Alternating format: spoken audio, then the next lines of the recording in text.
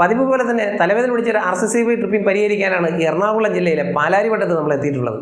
തീർച്ചയായിട്ടും നിങ്ങളുടെ വർക്കിനെ ഞാൻ അഭിനന്ദിക്കുന്നു. നമ്മുടെ പിള്ളേരും നല്ലതായിട്ട് വർക്ക് ചെയ്തിട്ടുണ്ട് എന്തായാലും.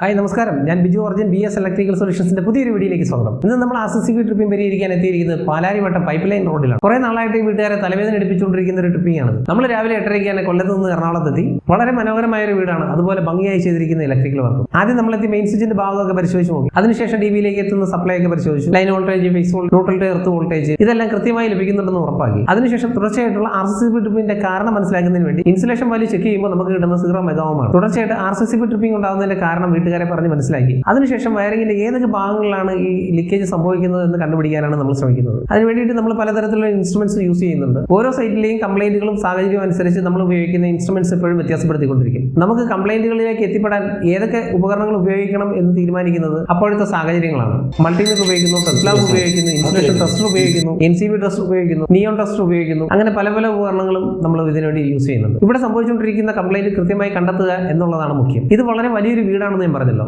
നമ്മൾ സർക്യൂട്ടുകളിലെ ഇൻസുലേഷൻ ടെസ്റ്റ് നടത്തി നോക്കുമ്പോൾ പല സർക്യൂട്ടുകളിലും വളരെ കുറഞ്ഞ വാല്യൂ നമുക്ക് ലഭിക്കുന്നുണ്ട്. ഈ ഫോൾട്ടുകൾ എവിടെയൊക്കെ സംഭവിക്കുന്നു എന്ന് കണ്ടെത്തുന്നതിൽ ഇവിടെയും നമുക്ക് വില്ലനായിട്ട് നിൽക്കുന്നത് പലപ്പോഴും വയറിംഗിലെ ചെറിയ ചെറിയ അപാകതകളാണ്. നമ്മൾ DBയിൽ നിന്നും കറക്റ്റ് ആയിട്ട് ഫേസ് ലൈൻ ഔട്ട് പോകുന്നുണ്ടെങ്കിലും, അതായത് ഓരോ ഏരിയയിലേക്കും ഓരോ ലോഡിനും പ്രത്യേകം MCBയിൽ നിന്നും സർക്യൂട്ടുകൾ കൊണ്ടുപോകുന്നു. പക്ഷേ പലപ്പോഴും ന്യൂട്രൽ എല്ലായിടത്തും കോമൺ ആയി ലിങ്ക് ചെയ്തായിരിക്കും പോയിരിക്കുന്നത്. ഏകദേശം അത് തന്നെയാണ് ഈ വീട്ടിൽ സംഭവിച്ചിരിക്കുന്നത്. അതുകൊണ്ട് തന്നെ നമുക്ക് കൃത്യമായിട്ട് ഫോൾട്ടിലേക്ക് എത്തിപ്പെടുക എന്ന് പറയുന്നത് വളരെ ദുസ്സഹകരമായിരുന്നു. RCCB ഇടയ്ക്കിടയ്ക്ക് ട്രിപ്പിംഗ് ഉണ്ടാകുന്നതിന് പ്രധാന കാരണം പല സ്ഥലങ്ങളിലായിട്ടുള്ള ചെറിയ ചെറിയ ലീക്കേജുകളായിരിക്കും. ഏതെങ്കിലും ഒരു ഭാഗത്താണ് വയറിംഗിൽ ലീക്കേജ് സംഭവിക്കുന്നെങ്കിൽ അതൊരു സഡൻ ട്രിപ്പിംഗ് ആവുകയും ഇലക്ട്രീഷ്യന്മാർക്ക് വളരെ പെട്ടെന്ന് തന്നെ അതിലേക്ക് എത്തിപ്പെടാനും പറ്റും. പല ഇലക്ട്രീഷ്യന്മാരും പറയുന്നത് പോലെ ഒരു ടെസ്റ്ററോ അല്ലെങ്കിൽ ഒരു ടെസ്റ്റ് ലാമ്പോ ഉപയോഗിച്ച് അതിലേക്ക് എത്തിപ്പെടാൻ പറ്റും. എന്നാൽ വയറിംഗിന്റെ പല പല ഭാഗത്തായിട്ട് ചെറിയ ചെറിയ ലീക്കേജുകൾ ഉണ്ടാകുമ്പോൾ അതിലേക്ക് നമുക്ക് നേരിട്ട് എത്തിപ്പെടാൻ കഴിയില്ല. അതിന് നമ്മൾ കൃത്യമായി ഇൻസുലേഷൻ ടെസ്റ്റ് നടത്തണം. ഇൻസുലേഷൻ വാല്യൂ കുറവുള്ള ആ സർക്യൂട്ടുകൾ ഏതൊക്കെയാണെന്ന് കണ്ടെത്തണം.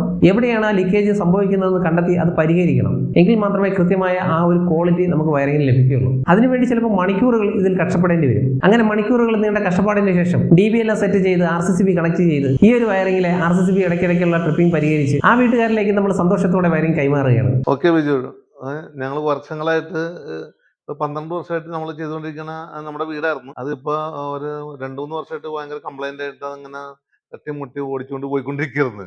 അപ്പോഴാണ് നിങ്ങളുടെ വീഡിയോ കാണാനും നമ്മൾ അതിനെപ്പറ്റി സെർച്ച് ചെയ്ത് കഴിഞ്ഞപ്പോൾ നല്ല റിവ്യൂവും കാര്യങ്ങളും ഉള്ളതുകൊണ്ട് അപ്പൊ അങ്ങനെ നിങ്ങൾ വിളിച്ചാൽ വരുത്തിയത്.